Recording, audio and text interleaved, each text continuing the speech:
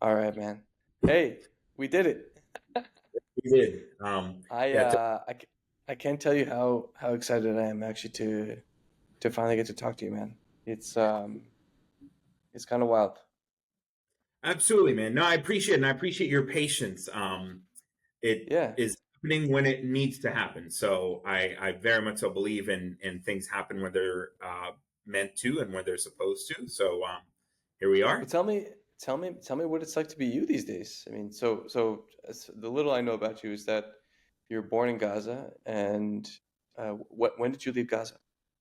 So I actually just I grew up in Gaza, but I was born in Saudi Arabia. We'll get to Okay, that sorry, in the descriptions. That's okay. That's all right. Most people, sorry. it's a minute detail. It's a rough been a rough few months, man. And Yeah, I'm usually somebody. I'm the kind of person where I can be having the worst day of my life, and you ask me, the obligatory, oh, how are you? And I'll be like, oh, it's all good, man. Good deal. Whatever. right. But only in these last 4 months. Now we're in the fifth month. Where it's like I've honestly like it's been sadly like so physiologically and psychologically just physically so challenging on numerous levels that I haven't even gotten myself to do the obligatory, oh, I'm okay, I'm fine. But Wow. yeah, now my unfortunately my days now are characterized by a lot of writing, a lot of conversations with people, with folks in Gaza to make sure they're still alive, with reporters, with allies, with friends. A lot, very poor quality sleep, and I mean, generally speaking, I don't sleep well, unfortunately, but that has What's on your been. mind? Like what's keeping your mind racing at night usually? I would say it's threefold. Number one is wondering who's still alive and who's dead of my Shh. immediate and extended family in Gaza. Who And I don't and mean what is that. that?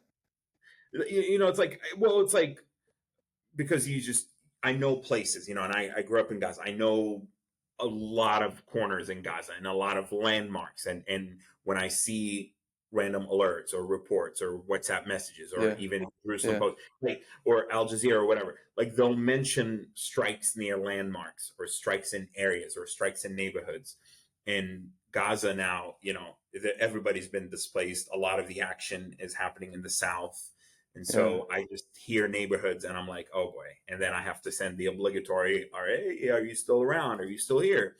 And Fuck. some of them, like my brother has an Israeli SIM card. So he Yeah. has better communication than others.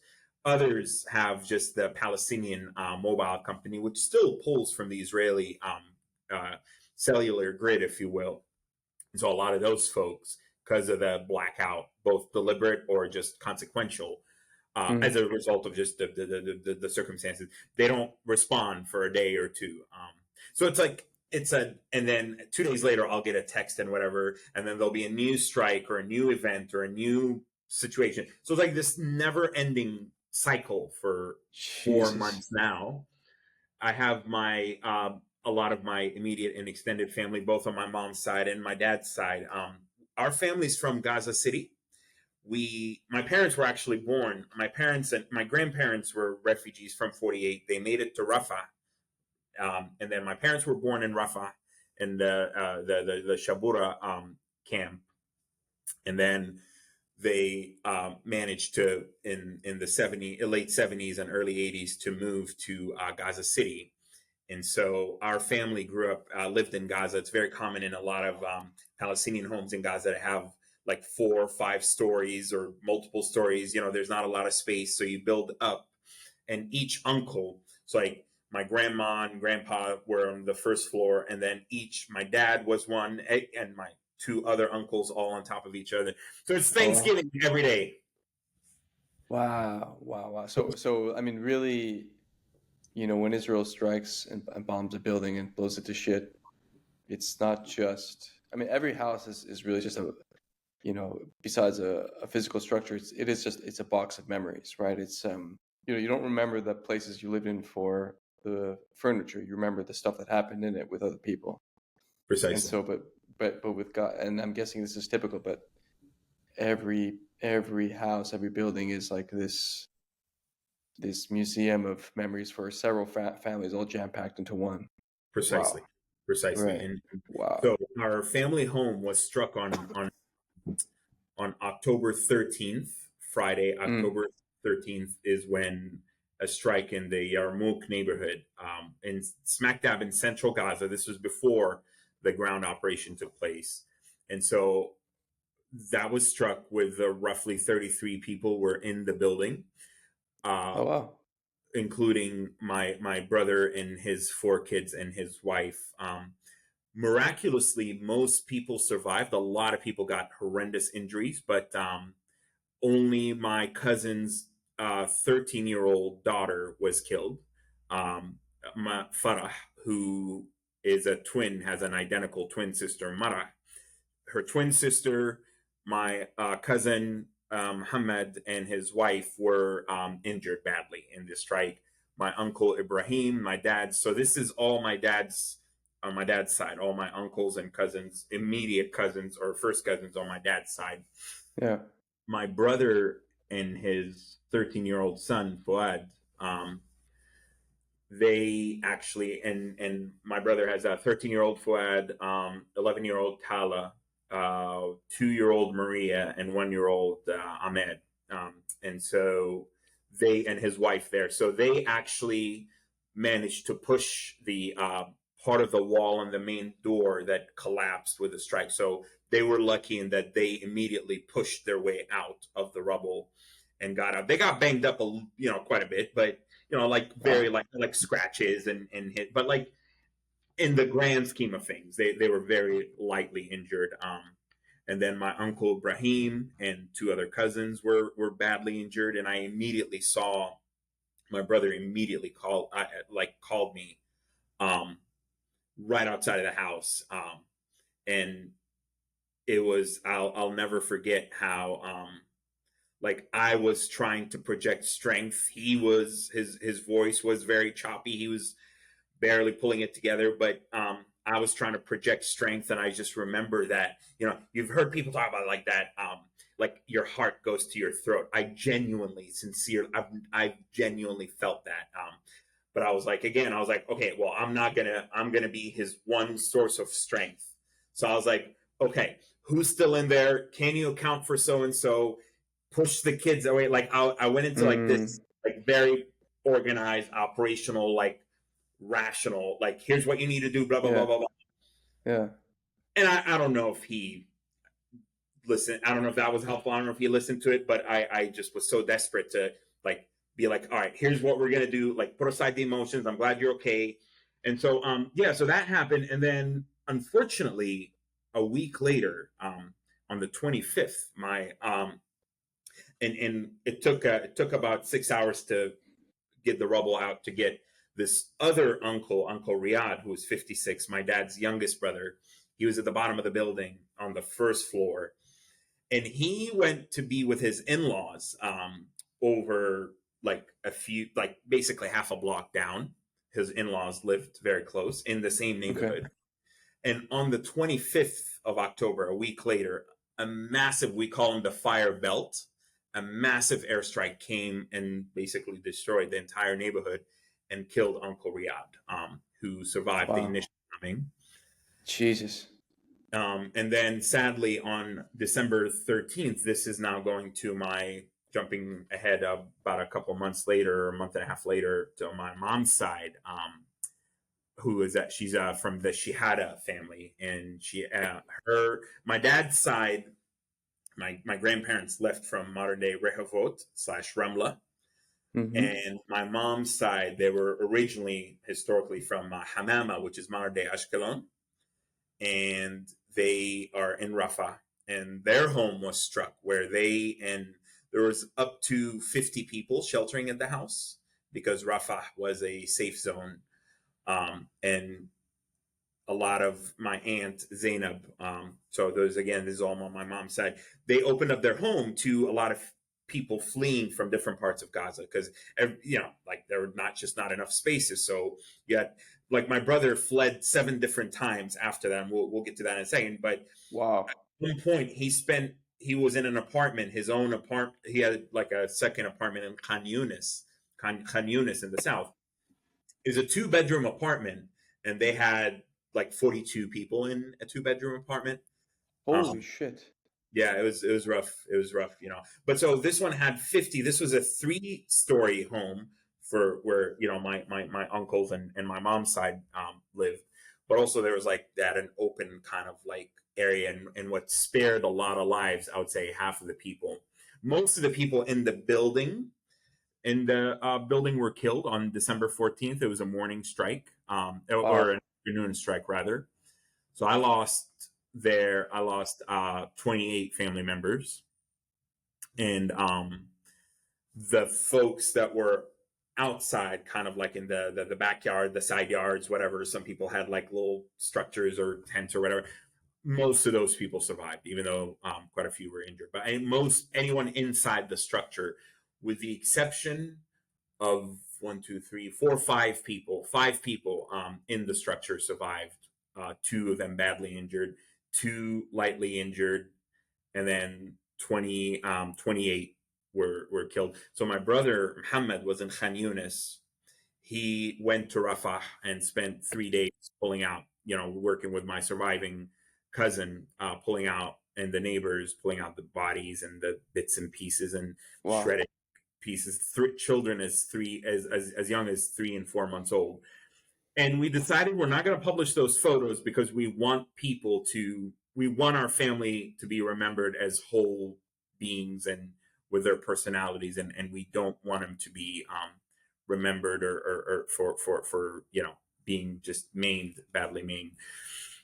So that was a long-winded way of saying like how my days are, but just specific to the component about the folks that survived. And they're people, right? They're not political objects, you know.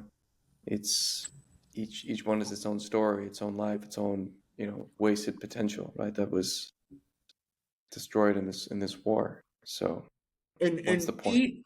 Each with their own take on this whole situation and October 7th and the conflict, and many were incredibly against Hamas and incredibly opposed to the sabotaging of Oslo and the whole armed resistance project, and you know, like my uncle Yusuf Abdullah, Dr. Abdullah, who was killed in the strike on December 14th. He ran the Yusuf and Najjar hospital, the main hospital in Gaza. He was a very, very, very prominent, well-known figure in the Rafah community.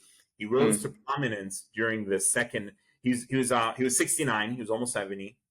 He rose to prominence during the second Intifada for having saved thousands of lives of injured people during the second Intifada, both from bombardment, strikes, invasions, etc. So he called it, you know, political.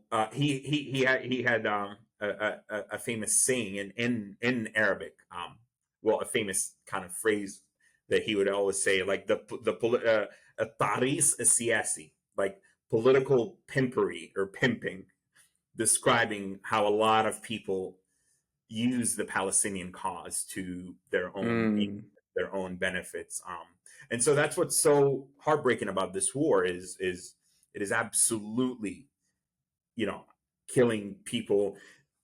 I understand that the IDF has its own rules of engagement, and like they don't just randomly shoot and kill people, but it is very much so. The end result is that people are indiscriminately losing their lives, even if it's supposedly during precise application of firepower through a targeting apparatus. And I studied military science, like I understand again, but like the way that IDF operates conceivably is that there are rules of engagement, and there are, you know, like there's a whole chain in which a strike is both requested or it's approved or it's implemented. But I still, for the life of me, cannot understand why 31 family members of mine in 3 separate strikes, children as young as 3 and 4 months old, lost their lives. And that's what I tell to a lot of folks, you know, I'm on Twitter and elsewhere, and people are like, well, you're anti-Hamas, and so therefore you should be supportive. Like, I'm never going to get behind a military operation, even if it gets rid of Hamas, that literally wiped out half of my family. Like, call that, I'm biased, I'm irrational. Like, I can't. Like, there's no way, even if I genuinely, actually, sincerely, and wholeheartedly no longer want Hamas to hold Gazan hostages, no longer And want their. I mean, it's completely understandable. If anyone puts themselves in your shoes, and I don't know, let's say it's I don't know, let's say it's me, right? And I'm living in Israel, and the Nazis, Hitler comes back from the dead, and he can be defeated, but it's at the cost of, the lives of my three boys. I'm not so sure I'd be happy with that bargain, right? And so you just extrapolate that to anyone else in the world, and like, that's more or less what you're feeling. So I get what you're saying, right? Um, and it's on the one hand, it's humane, obviously, to hear your story, and then on the other hand, how else do you deal and confront with someone that has such such little regard for not just Israeli life, Jewish life, but also the lives of your family, right? In Hamas. Certainly. I don't know why the Israelis struck the buildings that your family was in. Do you know if Hamas was in the area, or do you know if there was some? Certainly. So let's just take the second one, right? The Mm-hmm. second one in Rafah, it was in the Brazil neighborhood, which is very, like, 300 miles from the Philadelphia corridor along the borders with Egypt and Gaza, Mm-hmm. away from the ground operations, away from any documented launching sites, crowded with people from all over Gaza who Mm. were there at the instructions of the IDF. Away from, I mean, like, back in the day, there used to be smuggling sites just for like different smuggling operations when during the heyday of the tunnels before Egypt got rid of like 95% of them or 98% of them. So, like, conceivably there may be remnants of those tunnels, but they're of no military value because there was no ground operation. There's very limited smuggling of military materials, and those are believed to be in the southern part of the Philadelphia corridor, kind of away from the Rafah border crossing, away from like the other areas. And finally, I keep good tracks of, like, I mean, over the years, like, I've been out of Gaza since 2005. I left 1 month before the withdrawal, and I've kept close, tabs on let's just say big picture stuff, right? And Yeah. to my knowledge, there was no one at that building that was operating for Hamas. But so let's pretend though that there was a Hamas person nearby or somebody entered that building. Yeah. Like, I and we didn't have the IDF. I followed, obviously. Like, the IDF did not come out after that strike and say we eliminated a senior Hamas military or like a key figure in Hamas that Yeah. justifies the decision to basically strike a home, knowing IDF intelligence and infrared sensors, right? You can tell that this building had dozens of people in it. So, like, Mm. I don't see any level-headed scenario in which this was a justified airstrike. I Yeah. fail to see, and even if it was, given the absence of clear confirmation that there was a high-level figure there that was worth killing all those babies and children, then if it was targeted because there was some kind of a nearby activity, then it must have been just low-level crap that doesn't warrant and the IDF formally confirming, taking responsibility for the strike. So I genuinely don't see any legitimate reason for why this was done. And Yeah. I'm sorry, but that leads me to being like, that is a war crime. I don't believe Israel is necessarily. I understand that there's difficult decisions to be made in war. I understand that war is messy. I studied war. I studied urban warfare. I studied terrorism. I have a degree in intelligence and national security studies. from a school that was all my instructors were current and active military high-ranking officers in Iraq and Afghanistan and elsewhere. Like, I don't just approach this from like a vacuous kind of like, emotional space, and I have no idea what I'm talking about. Like, I spent hours, Kobe, like trying to think like what could have justified this, and I still cannot arrive at a reasonable conclusion.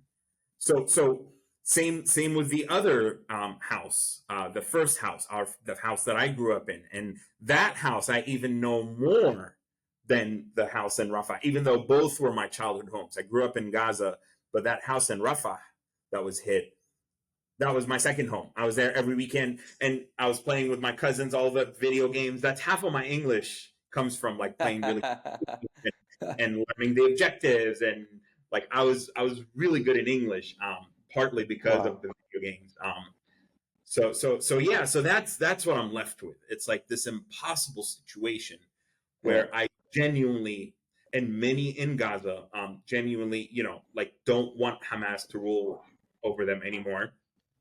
And by the way, like the other thing too is, I mean, and I've said this, and then there's some, I'm not going to name them because I actually talked to, but like there's some others who, like, multiple things can be true at once. Like the way you can do this sustainably, and that's where a lot of military advisors initially from the United States came in and said, you do a slightly more drawn out, operation where you not just use precision through Apaches and through the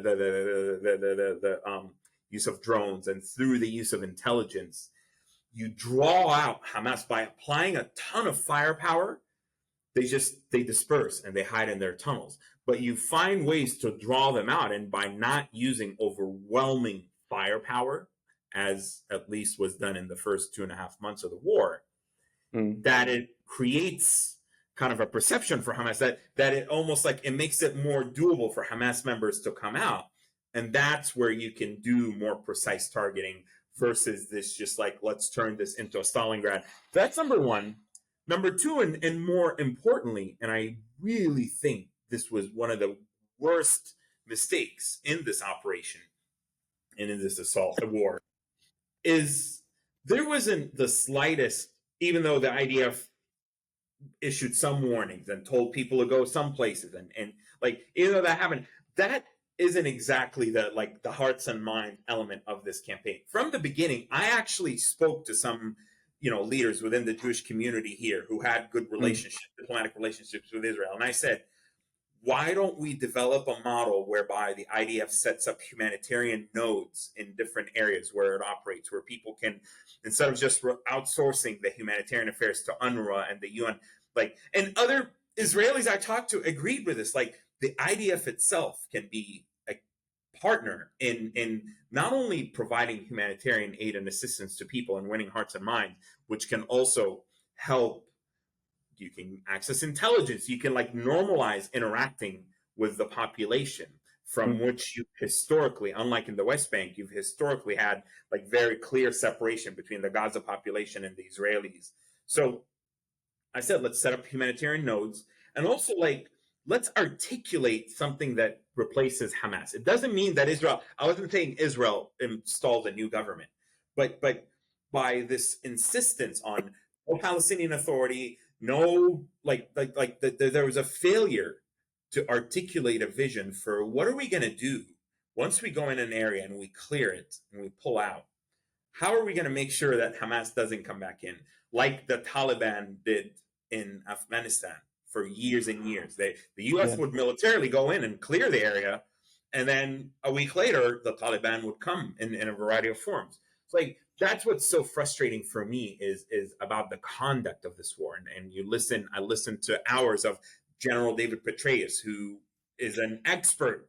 I mean, if anybody has fought urban warfare in recent times and a counterinsurgency, and he said his famous sentence, and I actually used it in one of my pieces. He said at the Central Command building where their operations room, they had this big sign saying, is the conduct of the military operation going to remove, is the operation going to remove more bad guys off the street than it creates by its conduct?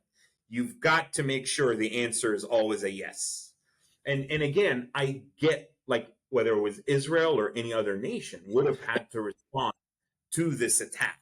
What happened on October 7th was a horrendous event of epic proportions.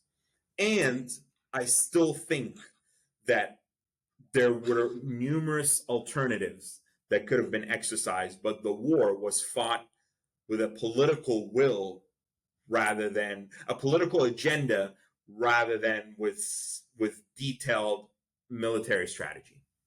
So I tend to view this differently, I think, than most people. So I don't actually view this conflict as a war of bullets and bombs, although it is that, and I don't tend to view it as a political conflict as well, although it is that too. But fundamentally, this is a war of ideas and their consequences. And if you just take, for example, Hamas, right, which purports itself, it claims to be this Islamic movement, but it violates some of the tenets of Islam while it does so anyway. So it sort of claims that for itself, and yet doesn't really act in that fashion, and uses force, which is telling, right? It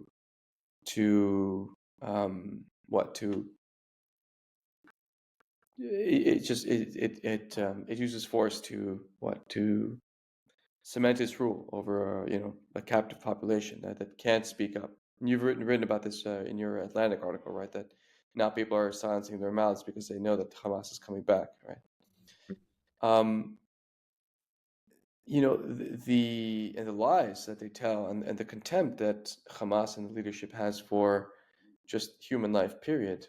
Mm-hmm. I mean, all this has consequences, right?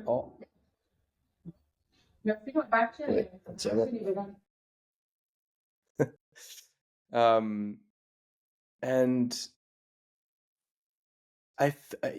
this is why I love what you're doing, because you are different. You're speaking common sense. You're more rational. You are more grounded in what works and what doesn't. And hatred of ostensibly Jewish people, but even just in general, life itself, right? We love death more than the Jews love life.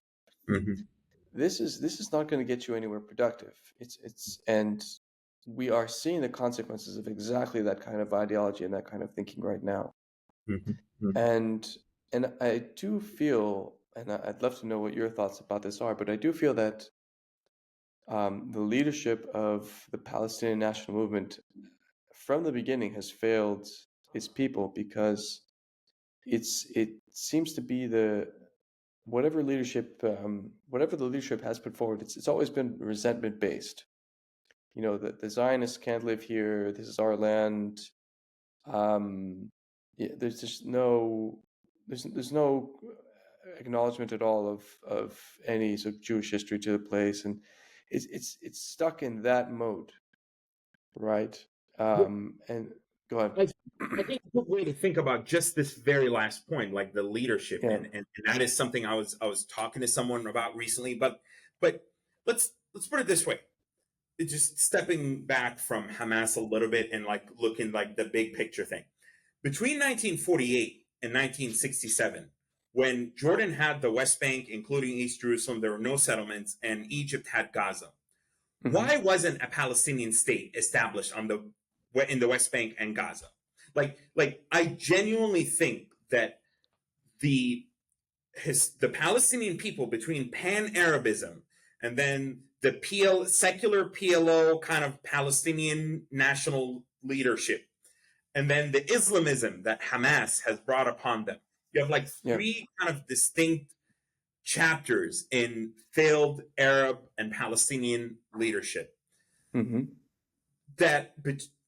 Why aren't, we fail so miserably at genuinely assessing our own role and taking I'm a big believer in personal responsibility, being ruthlessly self-critical, mm-hmm. and deciding who you want to be independent of just what the Israelis are doing to us, just because we're a victim. We are perpetual victims. I get it, but we're also victims of not just the historical injustices, not just the Israeli occupation, but also of failed leadership, of the pan-Arabist movement, of the Islamist garbage that has brought, you know, Hamas in out of and we can talk later about how evidence absolutely shows that Hamas was directly and indirectly allowed to fester and grow to create this like counterbalance to the secular Palestinian movement, in a 3D chess. But what I will hear from a lot of people immediately is they'll tell me, well, Ahmed, you can't, you know, our people are just trying to survive daily. Our people are struggling, and it's really hard to engage in that kind of soul searching and in that kind of like critical, ruthless kind of assessment. And that's why it's incumbent upon people like myself, people who have privilege, people who have safety. Like I'm privileged, okay? I'm safe. I'm not apologetic about the fact tomorrow I'm celebrating my 10th anniversary of becoming a United States citizen. Congratulations, man. Thank you, Habibi. So like, I get that unfortunately a lot of Palestinians have a hard time because of just they're stuck in their daily lived experience. But where the Palestinian leadership fails is instead of kind of inspiring a new strain of thought, a new MO, a new approach, a new vision, instead they take those public sentiments and they amplify them and they use them and they manipulate them and they further inflame them. Instead of inspiring something new and say, hey, wake up. There's no from the river to the sea, guys. Okay. I'm sorry. The right of return, as we have been propagating it, is not going to happen. Yes, there needs to be an assessment and an agreement upon, you know, some form of compensation, some form of this or that. But Palestinians should come back to their state in the West Bank and in Gaza. They're not going to go back to their historic lands. And how do we, you know, it's going to be unpopular. It's going to be heartbreaking for some people, like to wake up from what they've been told for decades and decades, and to be thinking that resistance, like I believe in resistance. I support resistance. I don't nonviolent resistance. I don't believe in armed resistance. I think it's not only immoral and wrong in a lot of the ways that it has been carried out, but it's stunningly ineffective. I mean, even like you look at like some people are like, well, why is it you look at the West Bank and like we need resistance because we're nonviolent? Well, actually, look at Jenin. I mean, I remember I was in Gaza when Jenin happened in 2002, the big operation, and here we are, like, you know, 20 years later, and like look at all the like activities that the militancy in Jenin, and like, has that liberated anything? Has that fundamentally challenged the Israeli military? Has that made the Israeli military less likely to invade Jenin or Nablus or Tol-Karm? No. So I believe in resistance. But the problem isn't just what is the goal of resistance. Sorry. What are the means for resistance? But more importantly, what is the goal? Right. Is the goal like the goal shouldn't be that we're going to have the right of return so that we go back to Yafa and Akka and whatever. I think I would love to get to a place where Palestinians and Israelis alike can mutually travel and exchange, and Palestinians can go and work in Yafa if it works out, and live in Yafa if they have friends or family or partners or whatever. But like, or we can grab a beer in Gaza, man. Exactly. You know, but like, I would love to see that happen. I really would. And we need to be realistic. The Palestinian refugees in Lebanon and Syria and Jordan who've been put in second-class ghettos, who have been sold kind of this delusion that we're keeping you miserable, we're treating you like garbage because don't worry, we're doing it for your own good. That's the pan-Arabist garbage. We're doing it for your own good so that you can have the right of return. Like wake up. Like, we need leadership that comes to our folks and says, all right, we want to build Gaza and the West Bank so that those refugees not only have a home that they can come back to, but so that they actually want to live in a Palestinian state, number one, or number two, and that's part of the compensation, if you will, like whether it be Israel helps build with some of the costs in building cities inside the Palestinian territories for refugees, or Israel works out deals with Arab countries to help integrate some of those folks into their societies. Like that's what leadership needs to do, instead of perpetuating this these dream, not just dreams, these delusions. And I'm just talking specifically about the right of return. Take Jerusalem, for example. And I get it. I believe in East Jerusalem as the capital for a Palestinian state. And I also believe that even with Jerusalem as the capital for a Palestinian state, there needs to be space for Jewish holy worship and presence in the holy sites. Like denying that there was a temple and the Temple Mount, and obviously I'm focusing on the Palestinian side. Obviously, I have my own critiques of the extreme Zionists and on the right wings and the militants and those who don't believe Palestinians exist, those who want to tear down the Al-Aqsa mosque. Like obviously, I have my own issues with those, and like we can get to that in a second. But where I kind of my lane, if you will, and is a desperate desire to get our folks to move forward with something that not just only realistic and works, but that will genuinely improve our lives and give us a better shot at being a people and having a state. And also, like, not just having a state, because I don't want to have a state that descends into civil war overnight. You know, like South Sudan became a state in 2011, and in 2013 they started having a massive civil war from which they essentially never recovered. It's like that would be like the state of Palestine right now if we don't, as a people, start to genuinely focus on who we are, what is our resistance. The world is moving on. The Arabs are moving on. No one is going to keep footing the bill for endless, aid to the Palestinian Authority or to UNRWA or to rebuilding Gaza. And I actually and I know you probably have a ton of questions, but like just to conclude this piece, I genuinely think that, and this is part of why I'm so passionate and so fired up and so angry and so frustrated, so all of the above emotions.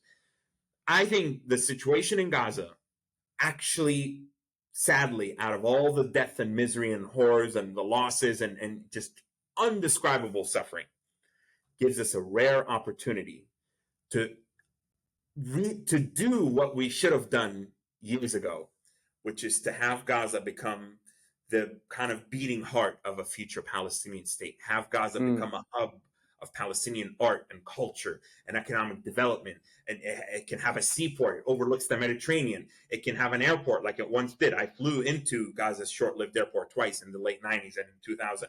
And I ran a nonprofit in the US to try to build an airport in Gaza, different than what was destroyed. An IDF approved, an internationally run, Hamas no-go, no-control airport. We have a gas field right by Gaza that can be used to become an economic engine and even support the West Bank. We have, even within the confines of the space, Gaza has immensely valuable farmland that can be developed and used sustainably.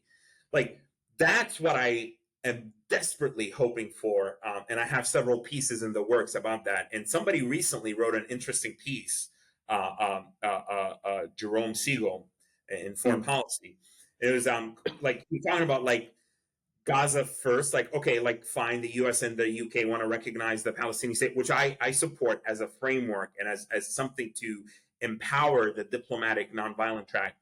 But using Gaza as like a Gaza first model to show that Palestinian sovereignty in a well-defined period can work. I believe we can do it. The Palestinian people are smart. If we remove nefarious players like Hamas from the picture and we get realistic, pragmatic leaders, we can have Gaza become a role model for why the West Bank would also work. I mean, and I'll really conclude with this just on this point.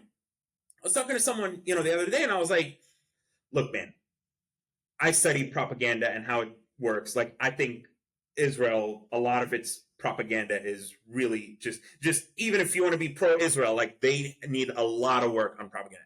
That said, like that is just, my God, it's atrocious. I swear. Even though like the Israelis are some of the smartest people on the planet, with the media and the other, it's like, oh my God, like if you just you get some consultants. That said, what I said to this guy, I was like, wait, but you know the Jews control the media. Come on, man. I know, right? You guys are doing a terrible. You control it, but not the messaging. It's just all the money, right? Well, yeah, no, I don't believe the Jews control the media. Audience, please don't come. Jews are my friends. Anyway, Oh goodness. I Yeah. said to this guy, I was like, actually, like, I'm sorry. I'm really sorry. Yes, Israel repositioned troops outside of Gaza. Like, I get it. Like, elements of the occupation continued after 2005. Fine.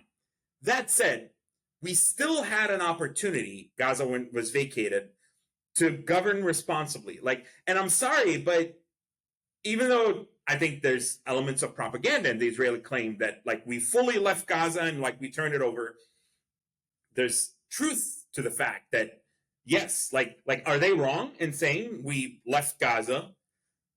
Not wrong in the claim that they fully left Gaza, but are they wrong in the claim that we left Gaza and it became a terror infrastructure that has targeted Israelis, and that this would be replicated in the West Bank? Like, we didn't do a good job of disarming that argument. We didn't do a good job of demonstrating our talents and our capabilities in being effective governors.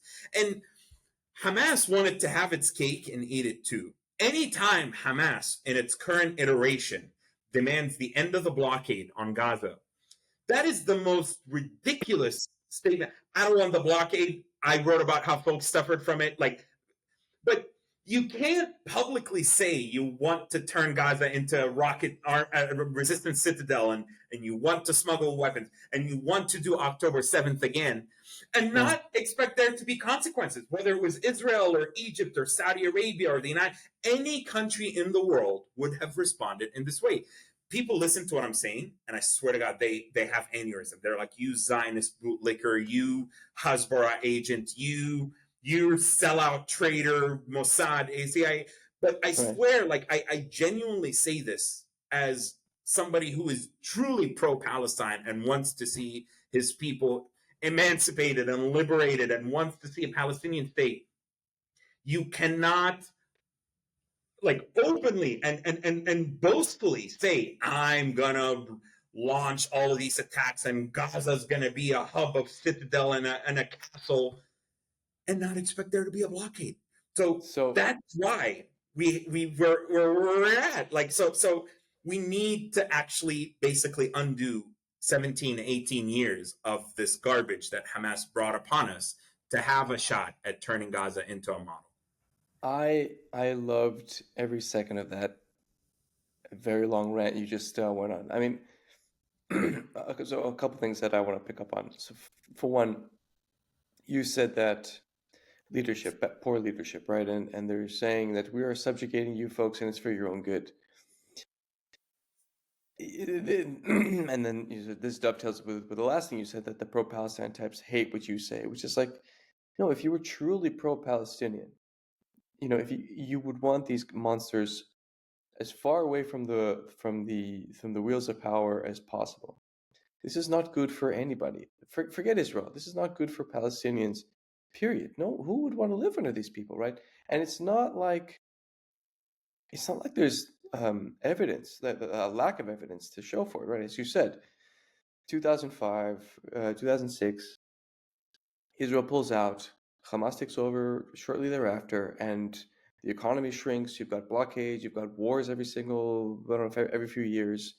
It's a disaster. Absolutely, right? Absolutely. And the Palestinian national movement is kind of built around the Nakba of 48, right, which was the catastrophe. But the ongoing catastrophe, as far as I'm concerned, is this failure of leadership that has been going on for decades now.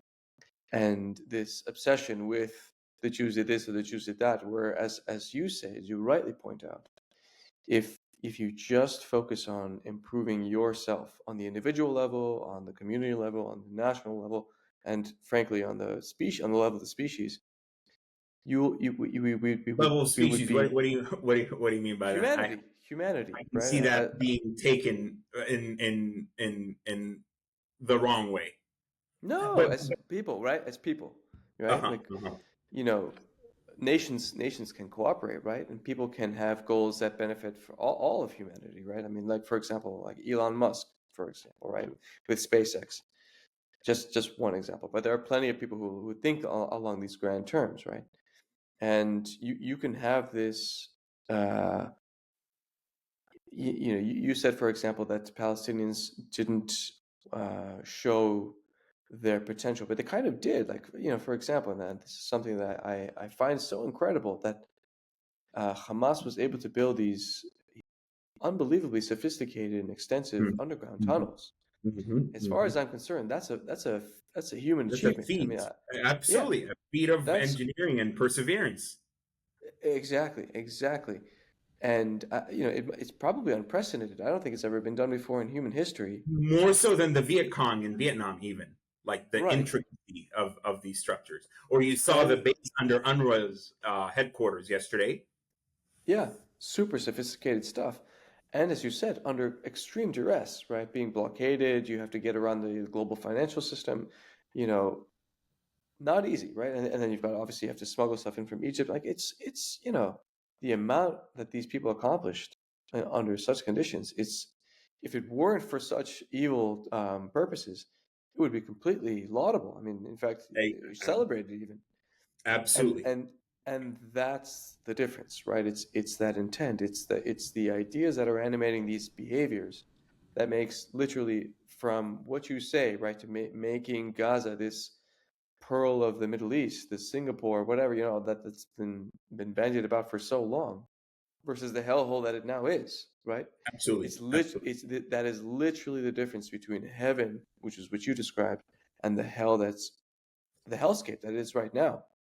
And people have to needlessly die because of shitty ideas propagated by shitty people um, through force and force alone. Because it's not like these ideas are convincing, as you said, right? Your family is anti-Hamas, and I'm actually curious. I mean, tell me more about that. What? Well, just real quick, like yes, that's what I was saying is like we want to do resistance, but to what end? Like, what is the end goal of resistance? Like, Right. what Hamas has been doing has been the most futile, garbage resistance project I've ever seen. Yeah. Hamas thinks, I will say, like, they're successful in one thing, Hmm. which is goading Israel into an overwhelming response that kills so many civilians that feeds into the delegitimization of Israel Hmm. and often succeeds in turning the global audiences against Israel. So Yeah, like for they sure. may be evil, but they're not stupid in their strategy. But and the other I thing, would never ever call them stupid. They're very, exactly. very smart. Yeah. Exactly. And the other thing too is, and I mean, and I know that like some people will say like, this idea of like the same. I mean, it's like show don't tell. I believe in this idea of the Singapore of the Middle East, but like I also don't necessarily. It doesn't matter whether it be the Singapore or not. Just an immensely developed place Sure. that has so much potential. What country overlooks the Mediterranean and doesn't have a seaport? For goodness sake, Mm. so going back to the thing about like Hamas and my family and my folks and whatever. Like, so whether it be taking my family or others, let's just talk about Gaza. So I wanted to use kind of a shitty analogy, if you will, thinking of an onion in terms of describing support for Hamas and opposition for Hamas. So let's start with the support for Hamas and think of it again as an onion with its core that you Okay. always pit out and there's ideological support. There will always be ideological supporters of Hamas in Gaza, in the West Bank, in the diaspora. It doesn't matter. Those are basically, I'm gonna call them the irredeemables in terms of they believe in the Islamism, they believe in the violent resistance, they just see no other way, and also like it's almost a grift upon which their whole existence relies and depends. Mm. So there's ideological support for Hamas. Then there's like different layers and tiers of members and membership, patrons and affiliates. And those are people that interact with different elements. You have Hamas, the social group, Hamas, the political group, Hamas, the military group, and then Hamas, the government. Think of it like actually think of it as a square, and some corners Obviously, the military wing corner is the most powerful and the most consequential. And then there's the political component. And then there's the government, Hamas just administratively running Gaza. And then to a lesser extent here, you have Hamas, the social services, the aid, the like, giving people monthly stipends or whatever. But each one of these has bred over the decades of Hamas's existence, the 3 decades, different tiers of people who support the group because they derive a whole host of benefits from engaging with it and being a part of its program. And then you have, beyond those folks, you have supporters of resistance as a broader muqawma. That's the broad word. But they may actually not like Hamas, but they like the fact that Hamas engages in acts of resistance.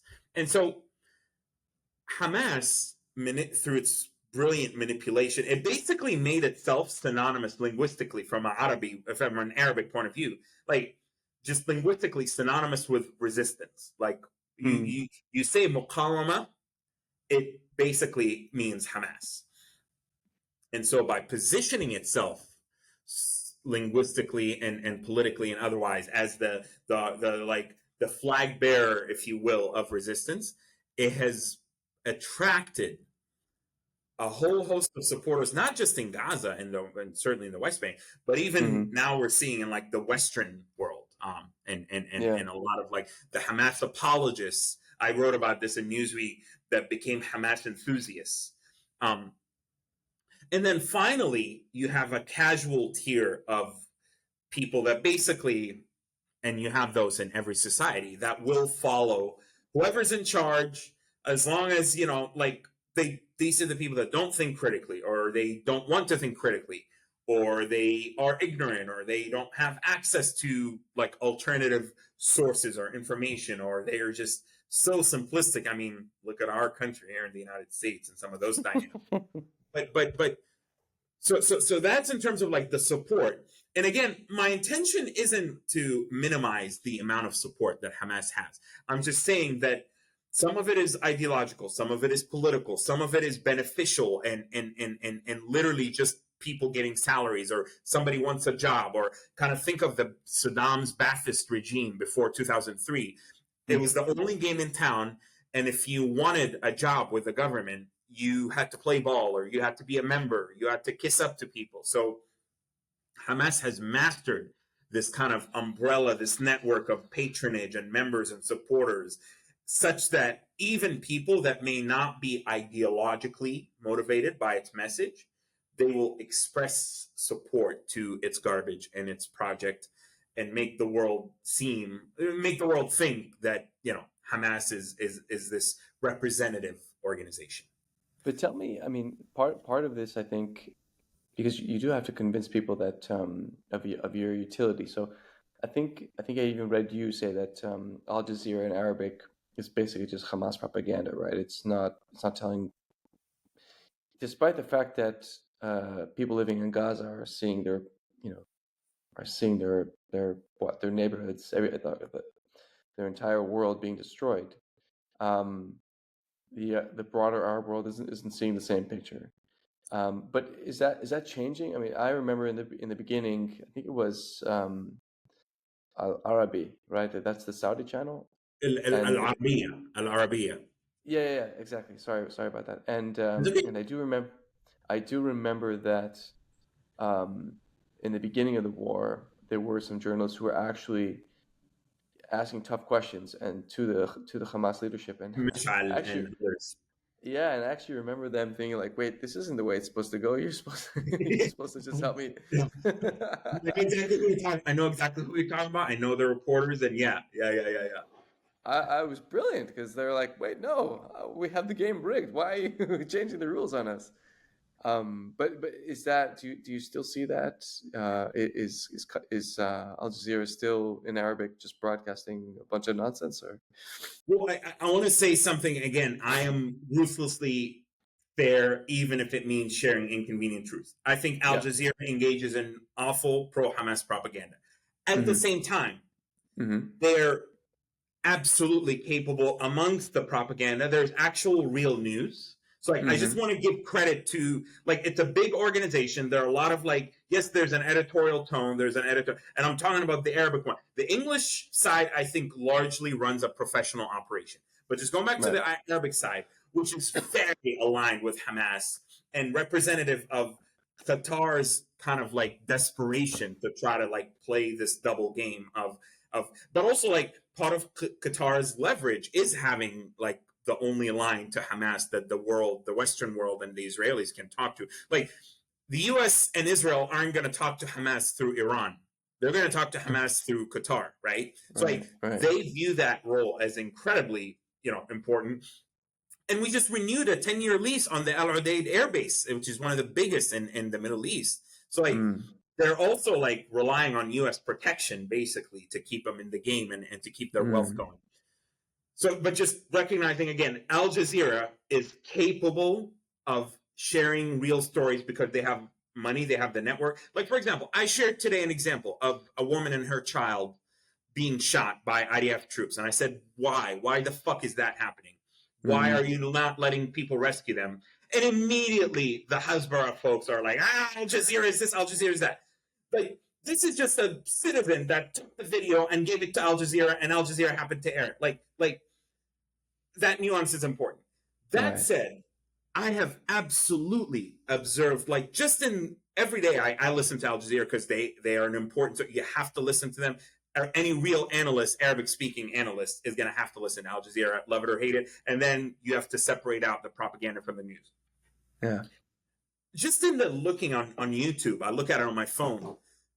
You see the dwindling numbers. Like at the beginning, Al Jazeera would have like 400,000.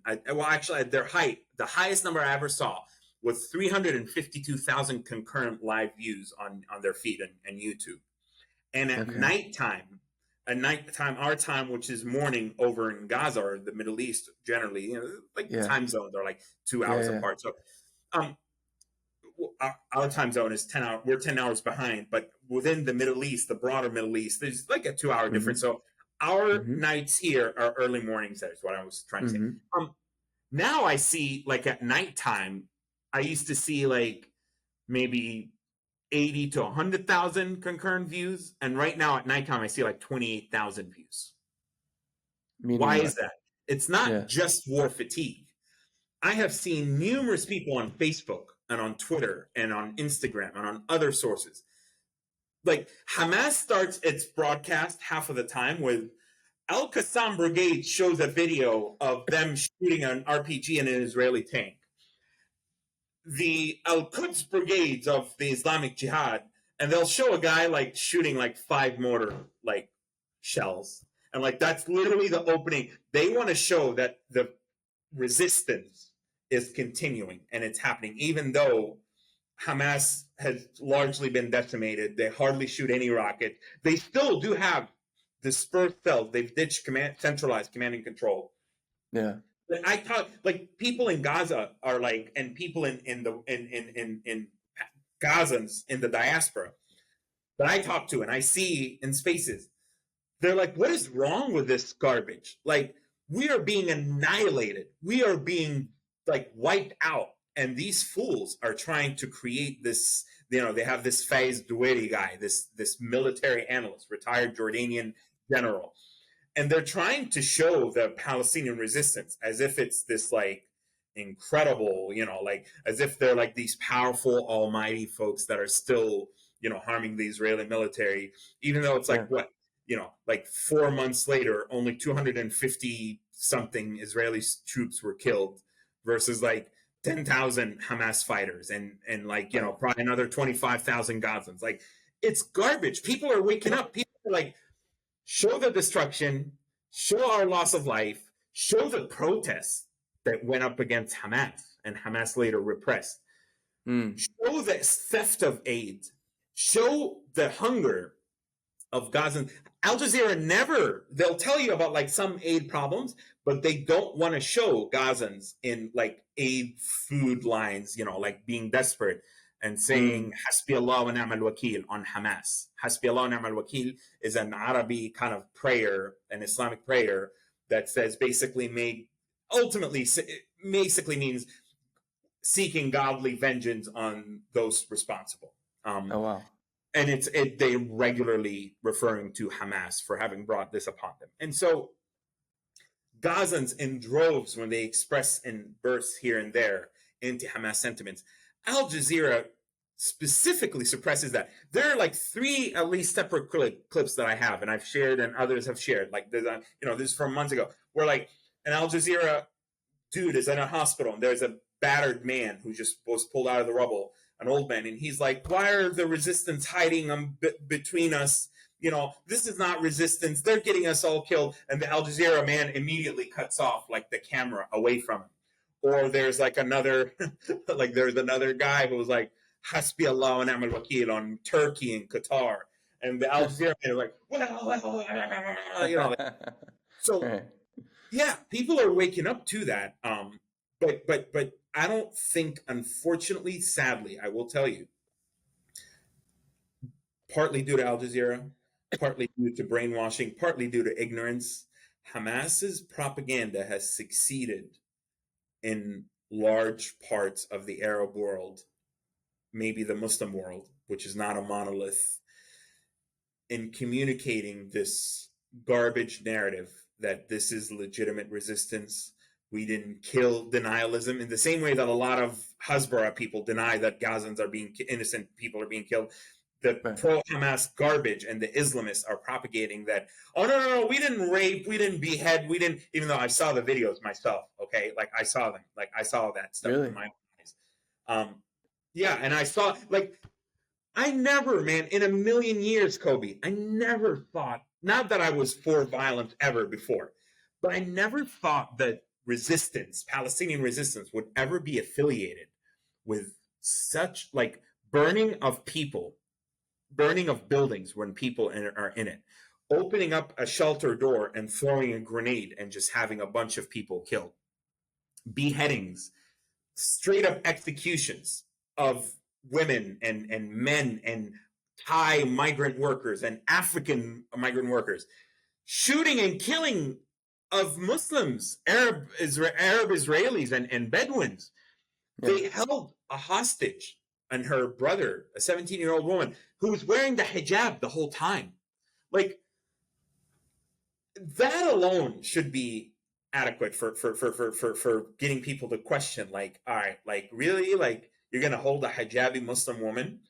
How about the fact, or what I tell people, another one, the fact that Hamas played into the 3D chess of Netanyahu, and you're welcome to disagree with me, that's fine. You don't have to agree with me, but I stand wholeheartedly in the belief that is documented, well articulated, out in the open, that Netanyahu thought he could play 3D chess with the Palestinians and keep them divided.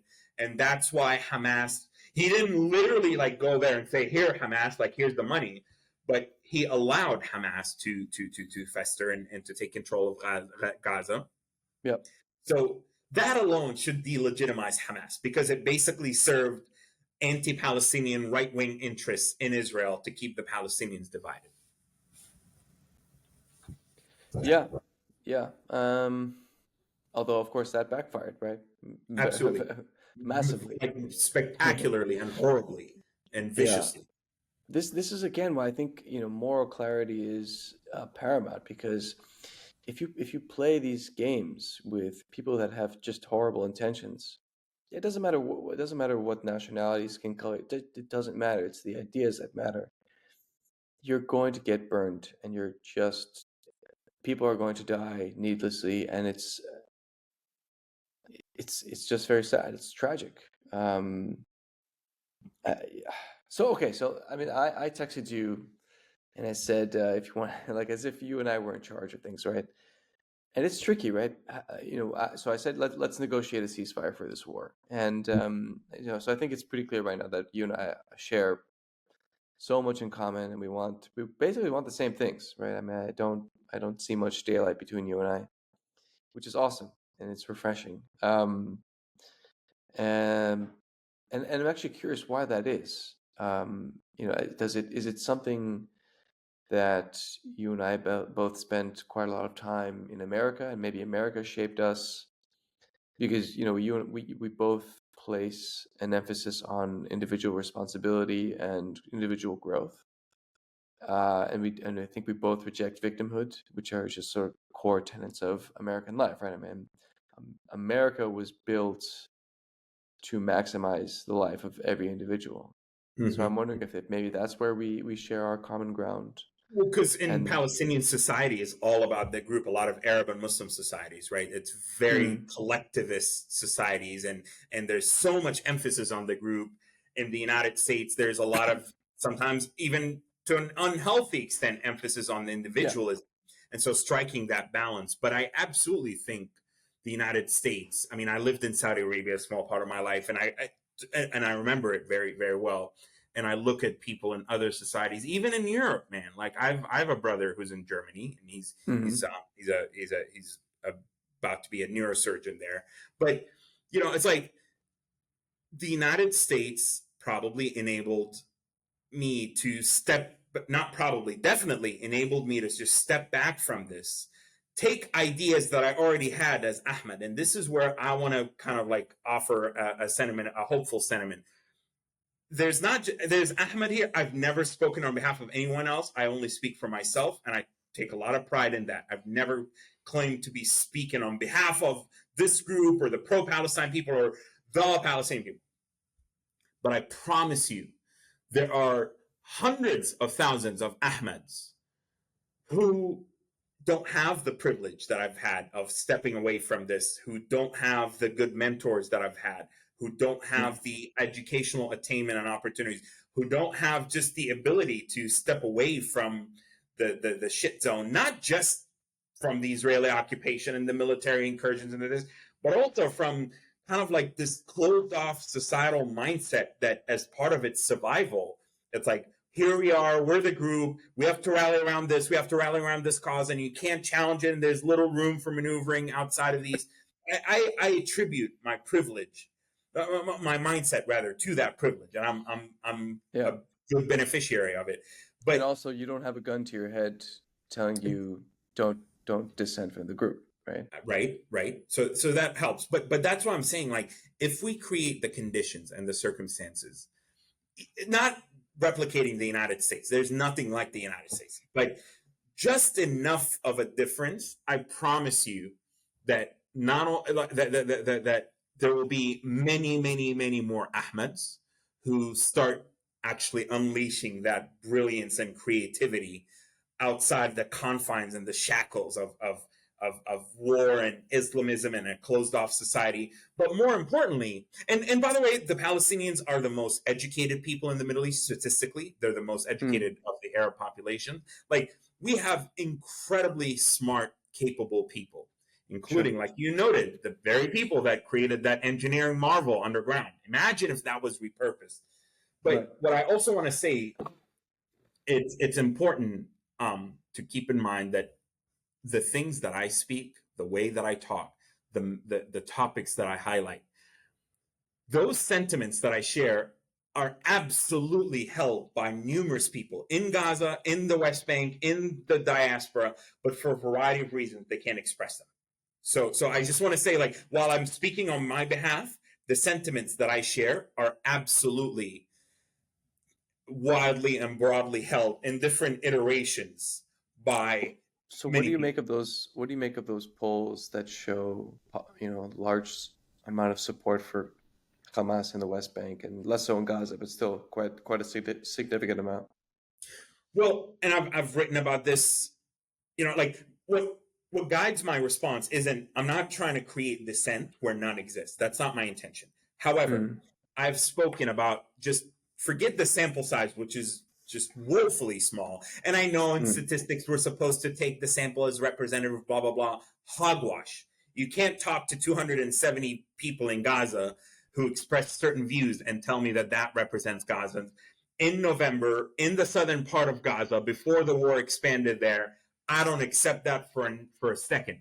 Number two, if you're talking, and I wrote this in the Jewish Chronicle, in a Gaza context, if you have somebody face to face, which is how these surveys are done, if they have somebody coming up to you and saying, like the questions, there's priming in the questions, they're either going to think you're either an informant for Hamas or you're an Israeli collaborator and a spy for many people in Gaza. Like, we've yet to crack the nut when it comes to finding a trustworthy, reliable, anonymized way online that people can share their opinion.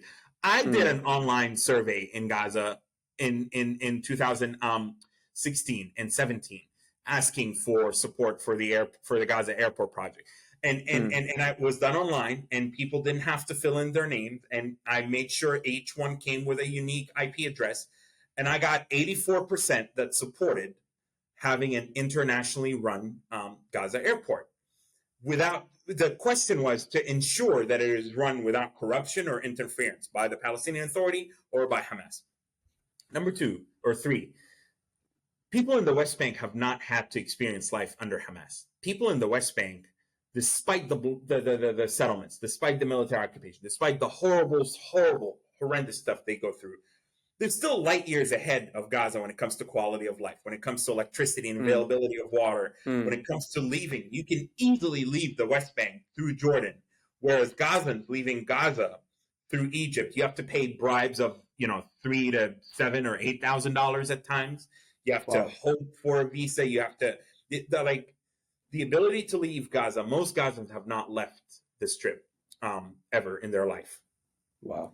In the West Bank, they can leave. They have better access to the economic prospects are significantly better. So and even just from a social kind of religious point of view, like Ramallah has a nightclub, bro. Like you can access liquor anywhere you want in the West Bank, whereas in Gaza, Hamas, the equivalent of Hamas morality police, tried to force women to not leave Gaza alone without some kind of a guardian approval. Or when a man and a woman are in a public place and they're just like literally out in the open during the daytime, just having a coffee at a coffee shop, Hamas morality police will approach them and ask, "Are you married? What are you doing here together?" "Oh, well, wrap it up." But that happened to my own friends, female friends, multiple times, where they're literally just having a casual conversation with someone who's helping them leave the Gaza Strip. And Hamas comes in and is like, and tells the guy, "Would you like it if your sister?" Well, that's what the Islamist thing. This is Islamist in Gaza or anywhere else. When they want to impose restrictions on women, they always try to twist. They think they're clever. They try to twist your hand and say, "Would you like it if your sister went out with a dude and just sat at a coffee shop with it?" And I'll be like, I was like, yeah, she's having a coffee. Like, she's not doing anything. Like, what's wrong with that? Or like Hamas, for example, at different times tried repeatedly to prevent women from smoking hookah, the shisha, in public in Gaza. Like, people, this might sound petty for some people, but take so many different daily aspects of living under Hamas. I'm sorry, with utmost respect and regard for my beloved brethren in the West Bank, they've not had to experience that, okay, and live with the consequences of Hamas's, armed struggle. Yeah, so I mean, it's like it does kind of. I mean, the only experience I ever had with anything like that is COVID, right? And everyone freaked the fuck out during COVID. So COVID, in the sense that you had restrictions on things that you could just move and do out of your house, right? And so I know it's not the same thing. One is religiously motivated, one wasn't. But still, the end result is the same, right? It's a restriction on your freedom, and nobody likes that. Period. So yeah, I agree with you. Yeah. And finally, Hamas actually has historically taken an active role anytime they hear of a survey or of a poll or of any kind of an initiative to gauge public opinion. And I know this from people who were literally tortured by Hamas. I know this from people who were part of these groups. Hamas, there's a reason why Hamas are masters of organizing. Same with the Muslim Brotherhood after the Egypt's 2011 revolution. Like, the Muslim Brotherhood are brilliant organizers. That's why the Islamists are always they're disciplined, they're methodical, they work hard, they don't need women or booze or, vice. They just like, brah.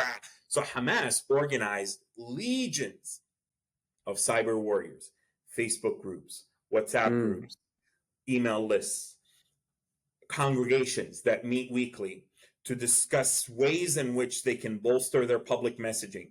They have armies of propagandists, media personalities, communication experts, and specialists. So, like, and I'm not necessarily saying this happened specifically in this particular case, but when Hamas learned of any attempt to gauge public support by external parties or even Palestinian centers attempting to do this, they will mobilize their legions and unleash them upon these specific efforts to make sure that Hamas has an oversized representation in these polls and in these surveys. That is a well-known phenomenon within Gaza. It is not just me making this up. So between the sample size, between the difficulty of trying to do something during active combat and where they did it, between the methodology, between the ignorance by some of the respondents, between Hamas's kind of thought out efforts to capture, to push its people to participate in these events, I don't for a second believe that these are actually representative of public sentiment. That said, I will also just tell you anecdotally, let's put aside these surveys. I mean, 2.1 million out of Gaza's 2.3 have been displaced in a variety of ways.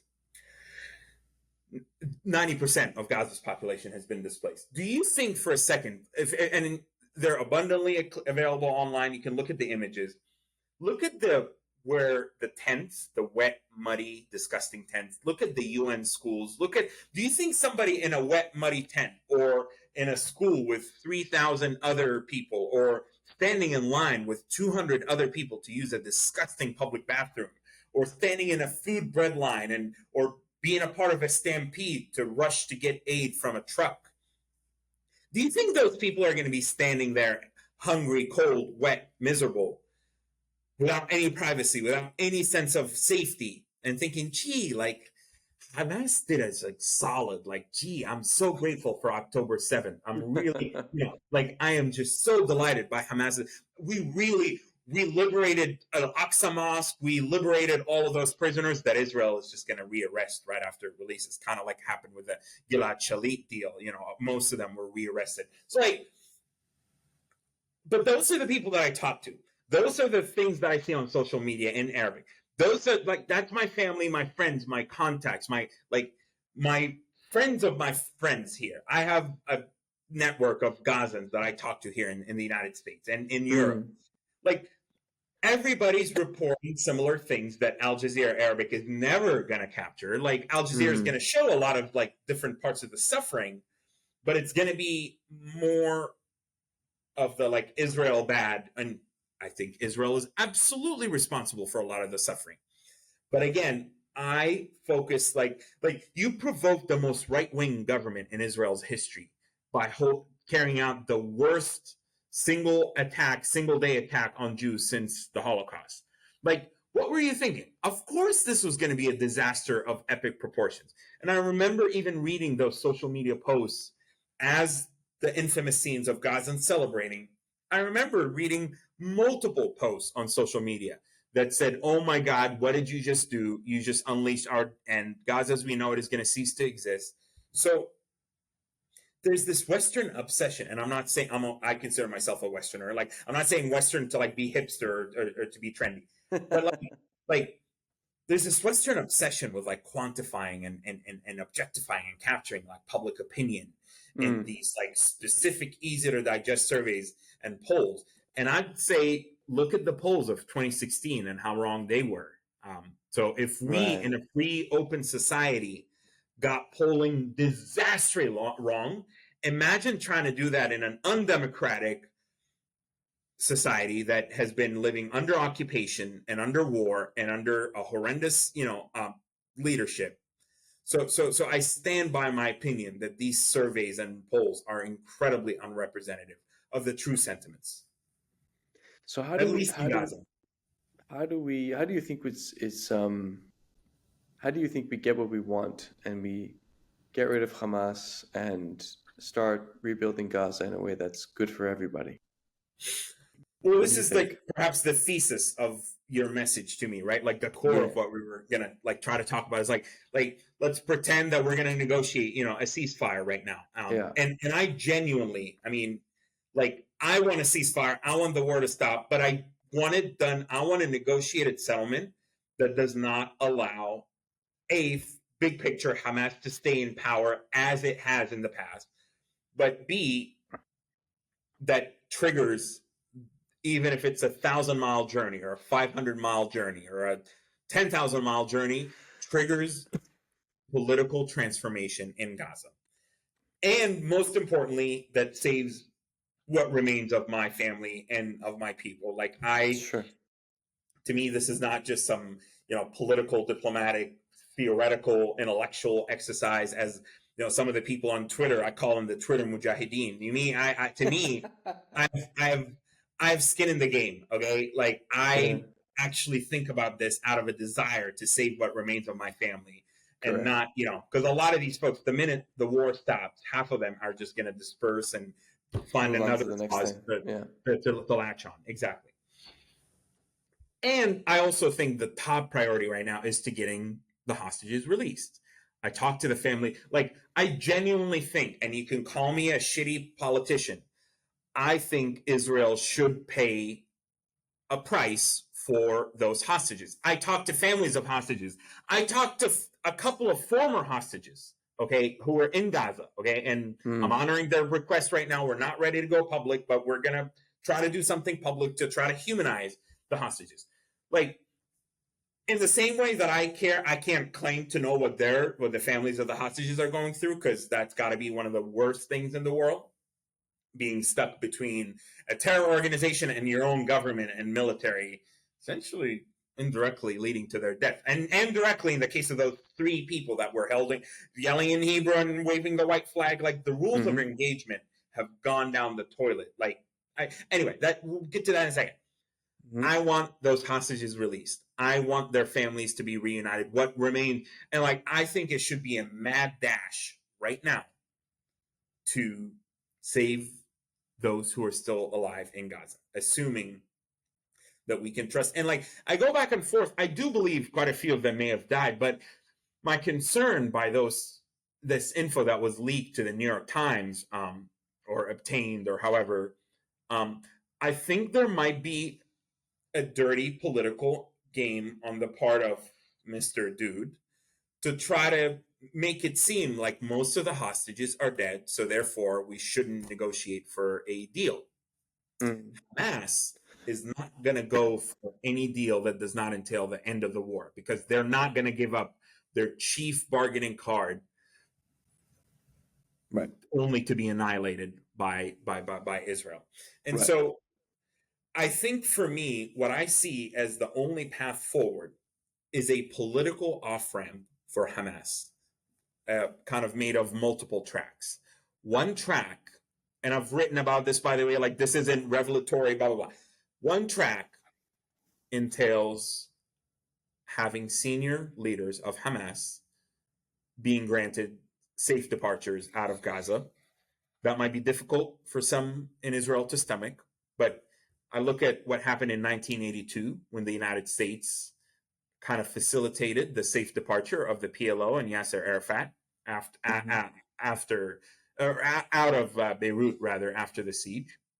So I look at that track, a political off ramp for the senior leaders.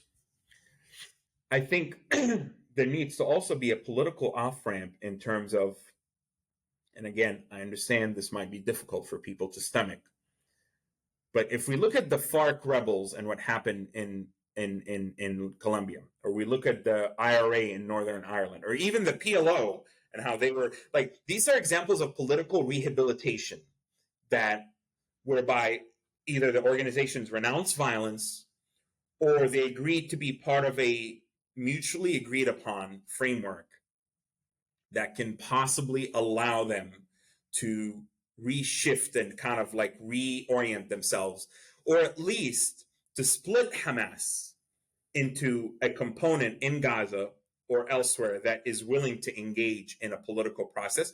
And if a division, to like basically break up Hamas, allow some of them to engage in a political process, to offer them an off ramp. And then the third option is, and I've written about this for the Atlantic Council, is to figure out a way those like remaining Hamas fighters that have the military training or have the access to the weaponry to also find ways of, and those I actually think some of them are going to be ideologically motivated and they're irredeemable, but some of them, this is a job, finding a way to politically and administratively rehabilitate them. Because if, let's say Hamas, has what, 30 to 50,000 fighters in Gaza, and IDF's most optimistic estimates that they've killed up to 10,000, you still have tens of thousands of Hamas fighters. And I just don't see, with the extensive web of tunnels for now, even if you invade Rafah, I genuinely don't see a way in which you're going to be able to eliminate all of those members. There was a closed off session in Congress in which the Defense Intelligence Agency gave a briefing in the Pentagon to Congress, in which they said Israel isn't even remotely close to eliminating most of Hamas. They've weakened Hamas, but they've not eliminated them. So I'm just thinking, I want to think outside the box. I want to think something that no one else has thought between those binary ceasefire and keep Hamas in place, or we can't deal with the hostages, so let's just go in and like just wipe out the rest of what remains of them, even though we know that as we pull out, Hamas comes back in. That's how I think. I think a multi-phase with the immediate focus being like, all right, we're going to release these prisoners for Hamas. Hamas wanted to have some conditions on the Al-Aqsa mosque and like some garbage like that. I think it's important what's happening on the Al-Aqsa mosque, but like Hamas is in no position to like for God's sake, stop.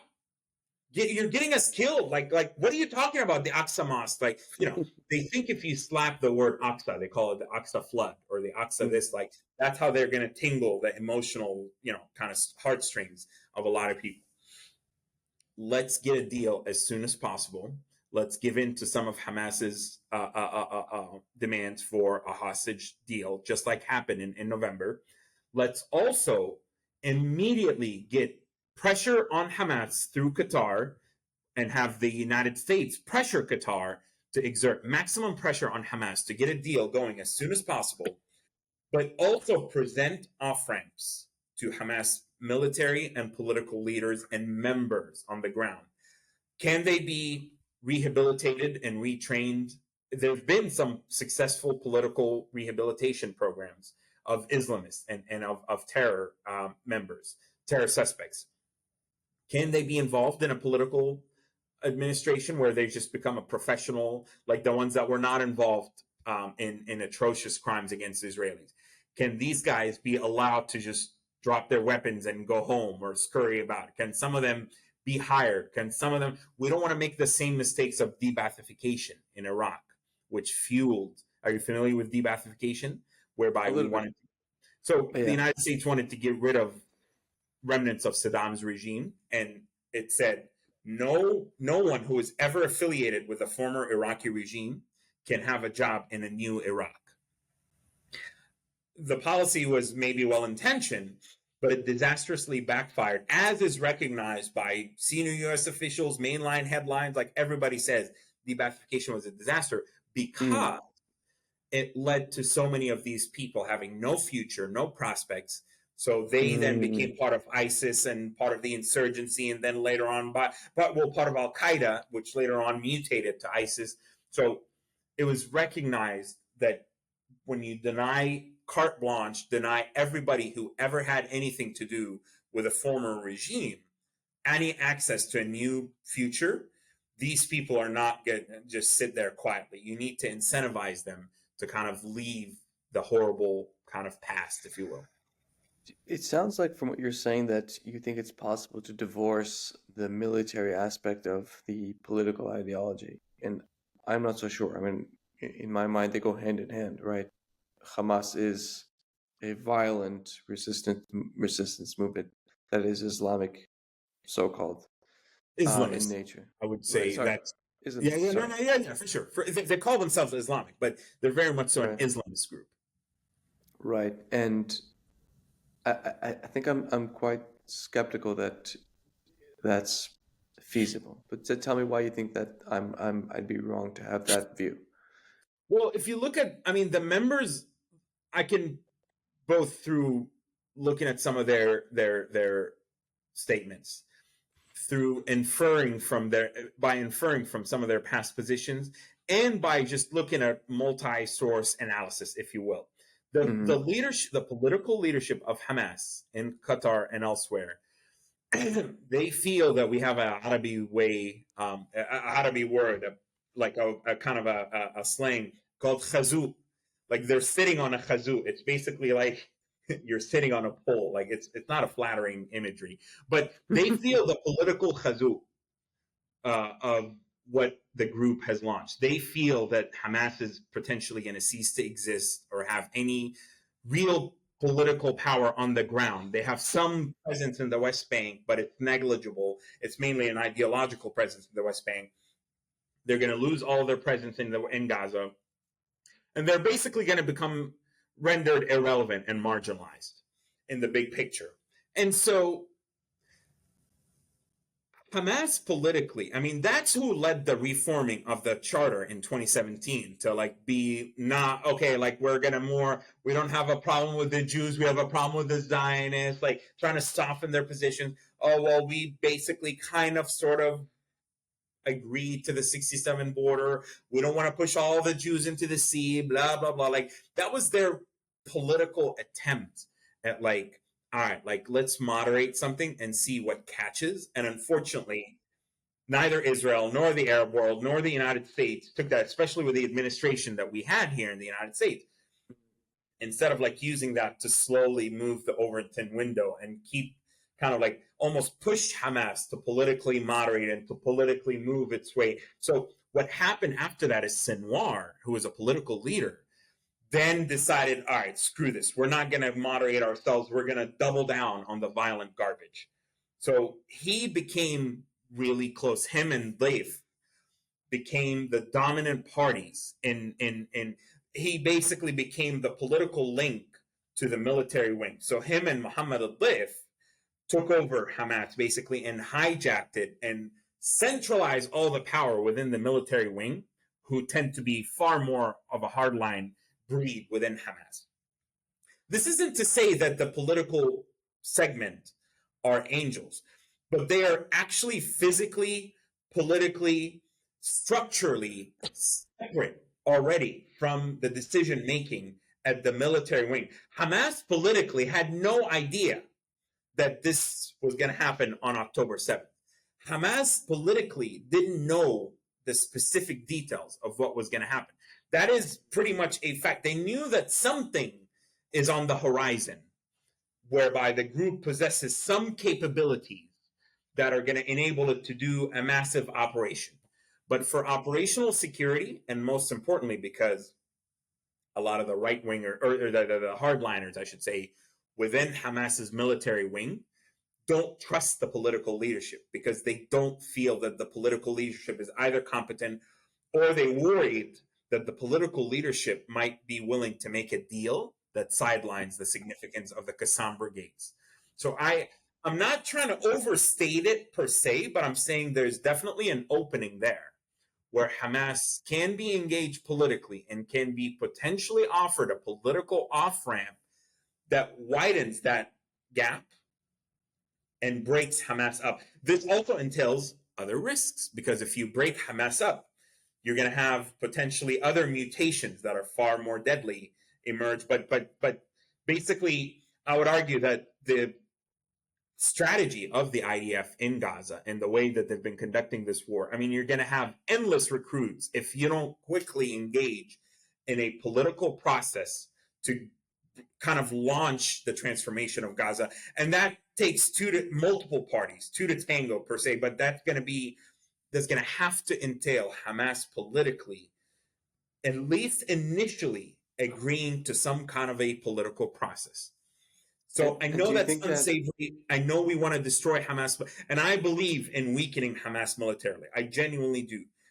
But I think that short term, I think that's not going to fundamentally transform Gaza or prevent the group from reconstituting. And do you think that any kind of leadership at the end of the day in Gaza, perhaps even of all Palestinian society, has to be religious in nature? Do you think that that would speak most fundamentally to the majority of the population? Not in the slightest. I mean, I would say, I've seen Gaza being Islamized, even secular Fatah members over time, just because of the environment, becoming more and more religiously inclined, if you will. And I'm very Gaza is a Muslim society, but there are also a lot of secular voices and a lot of it's fine if God I have no problem whatsoever with the religious dimension of the society. What I have a problem with is the religious dimension of the resistance project, the Palestinian National Project, and the aims and the aspirations of what a free Palestine and a free and prosperous Gaza would look like.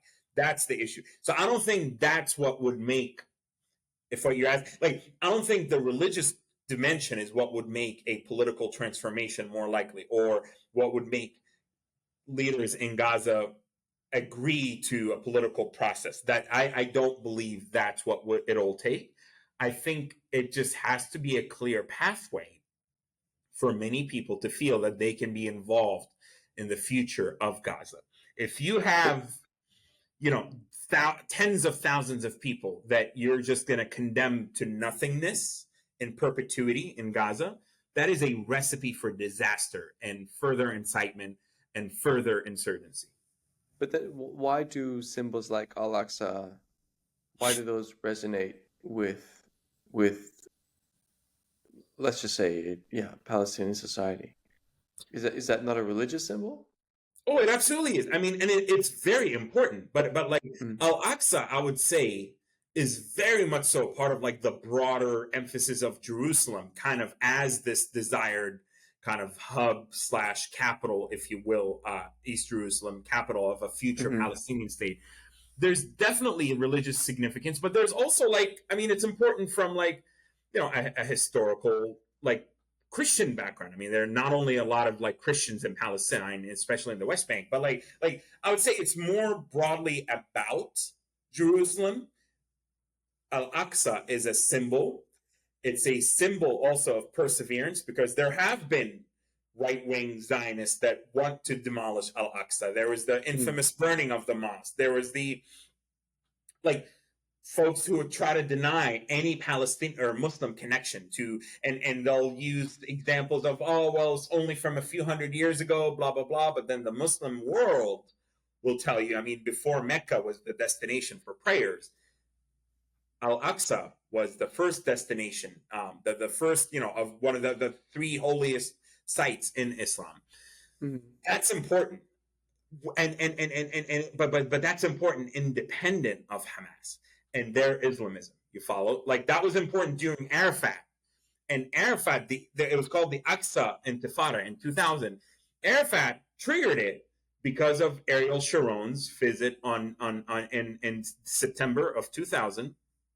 Ariel Sharon, with a large entourage, in a provocative manner, entered the Aqsa Mosque and the area, the Haram al-Sharif, they call it, the upper tier, if you will, of the Temple Mount. So even Arafat launched and triggered essentially an intifada that got out of control because of the holy symbolism of the Aqsa. But also it was a symbol of kind of a future Palestinian statehood and Palestine's connection with the broader world, if you will, because of the holiness of Aqsa. So make no mistake about it. If provocations or if the status quo is significantly altered in Jerusalem, or if these attempts to evict Palestinian families forcibly or displace them, that will have an absolutely destabilizing effect in the future on Gaza. However, I will also tell you that as much as Gazans care about Jerusalem and Aqsa, they have just big picture of the last 18 years since Hamas, and especially the last 4 months. They're like, guys, we're sorry, we can't do anything about Aqsa. Aqsa is not going to be protected or resolved, or that issue is not going to be resolved by us launching rockets or October 7th or seeking to turn Gaza into a citadel. So, like, I genuinely think there can be political framing on the Palestinian leadership side and in other ways whereby, yes, we have a connection to Aqsa, yes, we have a connection to Jerusalem, but Gaza is not going to be a launching platform for resistance to improve the conditions in Jerusalem. That can only be achieved by mutually agreed upon steps, politically and diplomatically, with international pressure and support, because there is intransigence by the religious right in Israel to give any sense of concessions to the Palestinians. And I think that's detrimental. I think that's wrong. And I think it's short-sighted. So what do you think would be the appropriate steps to tweaking the vision for a Palestinian future that's constructive? I mean, what needs to change? So first, we do a hostage prisoner swap. Mm-hmm. And I'm not going to sit here and iron out all the ins and intricacies of that. I think there are far more capable, smarter people that are already doing that on the ground. But focus on that as phase one. Phase two is get what remains of Hamas to agree to a 15-year truce with Israel. 15 years of no conflict with Israel. And Hamas, by the way, explored that openly and publicly in the past after the 2014 war. They thought about a 5-year truce or a 5-year ceasefire, then a 10-year. So, like, once we figure out the prisoner piece, get a commitment, this political commitment and agreement of Hamas to not engage in any violence, certainly make it specific to Gaza. Okay, make it specific to Gaza for 10 to 15 years. Number 3 would be to get a kind of bring in an international presence into Gaza to immediately start addressing the security and the humanitarian catastrophe. I mean, Israel has already agreed in principle to a seaport that can be inspected, and where the ships, like a provisional seaport where the ships can be inspected by Israel and Cyprus and allowed to bring in supplies, aid, materials. We need drop zones, both centralized and dispersed, to bring in aid and just to feed the population and to deal with the aid distribution and delivery problems. We need kind of Jordanian, we need 2 tracks for security, some help from Jordan and Egypt to bring in security forces to help stabilize Gaza, as the United States and the Palestinian Authority work together on standing up a small professional police force that is made up of not just people in the West Bank, but also of vetted Gazans. I have laid out in detail how that could take place, and we can use the USSC, United States Security Coordinator, which operates out of Jerusalem, that has helped train the Palestinian Authority to create a professional force, basically focusing on, you can't have prosperity and development if there's no stability and security. And one of the worst things that could happen is what Netanyahu talked about with allowing clans and families to take over Gaza. I mean, believe it or not, one of the things that Hamas did successfully is it broke the violent monopoly. Like, some clans would have certain neighborhoods where it was the no-go zone for the government or for the police.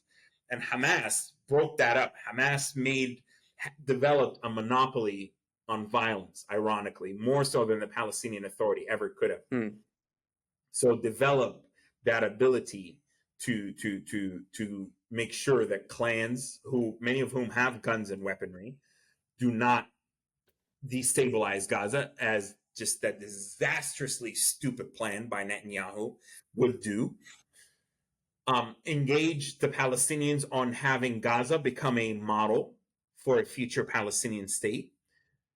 Tell Palestinians, I mean, and that's why I support recognizing Palestine as a state of Palestine, without immediately recognizing where the sovereignty and the like explicit territories of these places, but using that phased implementation, using a Gaza first model, where Gaza is kind of like the initial launching point for a Palestinian state. But we got to make sure, as Jerome Siegel said in his piece on foreign policy, Gaza first doesn't become Gaza last. Meaning a Palestinian state cannot become confined to the Gaza Strip, which is a tiny geographical area.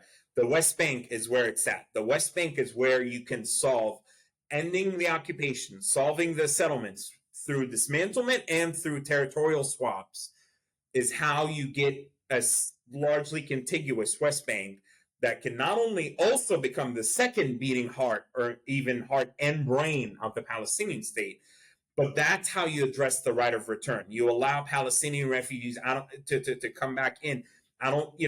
Israel's wall, I don't think is going anywhere. So like, what Palestinians do in their state is up to them, but it has to be big enough where you can solve the issue of refugees once and for all, not through millions going back to modern day Israel, but through millions having the option to go back to parts of the Palestinian territories in the West Bank and in Gaza. So that's where Gaza first is merely a 2 to 5 year process to basically focus on building institutions, building the infrastructure, building the investing in the humans. The most precious asset of a future Palestinian state is the human capital, more so than the territory. So Gaza could become then an example for how successful Palestinian governance under the state of Palestine, to be recognized by that should be recognized by the United States, by Israel, and the European democracies, and then negotiations could really accelerate how that would look like in the West Bank. We also would need an immediate, an unconditional freeze on settlement activities right now. Just as of right now, no more expansion of settlements beyond what's there. And most importantly, the Israeli border police, the Israeli police, and the IDF need to rein in the violent thugs that terrorize Palestinian communities, that burn olive trees and prevent Palestinian farmers from reaching their land. Khalas. No more harassing and the Israel can do it like that. Obviously, they're not doing it right now. The Israeli government, they're not doing it now because you have Ben Gvir and Smotrich and they're types in the government. So they don't want to make the IDF can absolutely make sure the settlers do not attack Palestinians. Period. End of story. So that's what would be needed on the Israeli side, is to stop inflaming the West Bank. And I would also say on the Palestinian side, there needs to be a concerted effort by Palestinian leadership to also push for, in Gaza, I said a 10 to 15 year truce. Well, in the West Bank, there also needs to be an end to any notions of an intifada, any notions of we need to stop, we need to pause, we cannot engage in violence, we need to renew our public collective commitment to nonviolence. The Palestinian Authority is nonviolent, but it is not a nonviolent resistor. And I think the Palestinians have every right to articulate a nonviolent resistance program in the West Bank, working with Israeli allies. There are a ton of Israelis and American Jews and diaspora folks who would absolutely support Palestinians nonviolently in obtaining their sovereignty and their rights. And this sounds like a lot of steps, but really, at the end of the day, I genuinely think but finishing on that sentence, I was saying I'm a pragmatist. I think these are actionable steps that can easily be done. We need, I think, and I'm not saying this because I think there's a likelihood if we can work on the Hamas side as Palestinian leaders to get Hamas to kind of come down from the tree, I think there's a chance that this could absolutely be a transformational point. But Hamas has to be sidelined. As I'm also saying, they have, like, if they want to engage in a new political program that is fundamentally different than what they've done, I think there should absolutely be discussions about what that looks like, as has been done in multiple conflicts in other parts of the world. I also think that there needs to be serious political will on Israel's side to let Gaza develop, let Gaza prosper, let Gaza assuming under this new framework that is not that we're going to do the citadel armed resistance crap. Let Gaza become a role model for Palestinian governance. My only fear is that and that's an open question. Like, will some of these very nefarious, so the same nefarious parties in Israel politically that thought they could play a 3D chess game with Hamas, will they not want to see a prosperous Gaza emerge because that will show a role model that can be implemented in the West Bank? And I'm like that. I think a lot of Palestinians and the activists that I see, that I talk to, and even the people that viciously attack me all the time, tell me that I'm delusional in thinking that, Israel would allow Gaza to become this beacon and this hub of development and art and stability, because that would force the West Bank solution, which is say, oh, look, they did it in Gaza, they can do it in the West Bank. As of now, I don't believe that to be the case, even though I know some people, no matter how developed, I think what will happen is Gaza will be developed and would be allowed to become prosperous. But like I said, the fear of Gaza first becoming Gaza last, a lot of those anti-Palestinian forces are not going to want to expand that Gaza success model to the West Bank if it means the end of the settlement project, because they think that, Judea and Samaria is the ancestral land, and that, like, there's this strong belief that this is where we truly belong. This is where we truly came out of. And so there are substantial, powerful voices within Israel that may let Gaza develop and prosper in the ways that I am advocating, but may nevertheless stop that from being expanded to the West Bank. We should cross that bridge when we get to it. I think for now, we shouldn't just say, well, again, this goes back to, like, everything is on Israel. Like, we have no agency, no decision-making capability. We can't decide on anything because Israel. And I fundamentally disagree with that. I think we decide who we are, what we want to do on pragmatic terms, not on river to the sea, like not on the, like, all the garbage rhetoric and the delusions that we've been sold for decades. We decide who we want to be, and we say to the United States, we say to the Arabs, we say to the Saudis, we say to all these, partners and allies, not Iran and Hezbollah and the Houthis, actual, real, influential partners. This is who we are. This is what we want to do. Help us make it happen. I think so. Two things. One is there's going to be a political reckoning in Israel, and that Lord knows how that's going to play out and how that will affect things. And second is just keep being you, man. It's great. I appreciate it, brother. I appreciate it. Really. I know we should wrap up, but just to really a word of immense gratitude for you, for our conversations, for the platform you're trying to create, for being one of the first Israeli allies. It's okay for me to call you Israeli, right? I mean, I know you, but you're an Israeli ally, right? Yeah. I know. That I was talking to someone who's actually literally an Israeli with an accent, but she's been in the United States for so long. I was like, blah, blah, blah, I'm Israeli. She was like, well, I don't identify as Israeli, even though it's part of my identity. I was like, okay, all right, like to each their own. I'm not, sorry. So I shouldn't assume, I guess. But you were one of the first folks to really reach out and try to amplify my voice and try to amplify my message. Yeah. You recognized that you saw how regularly and still get attacked all the time. And I really have a special place in my heart for the folks who kind of registered that early on, and I have immense gratitude for you and your support. I mean, you deserve it. So I'm here for you, man. We haven't met physically, but you're my brother in Inshallah arms, soon. man. Inshallah, very soon. All right, man. We'll talk soon, yeah? Thank you so much. Take it easy, brother. Good night, Kobe. Thanks, man. Be well. Cheers.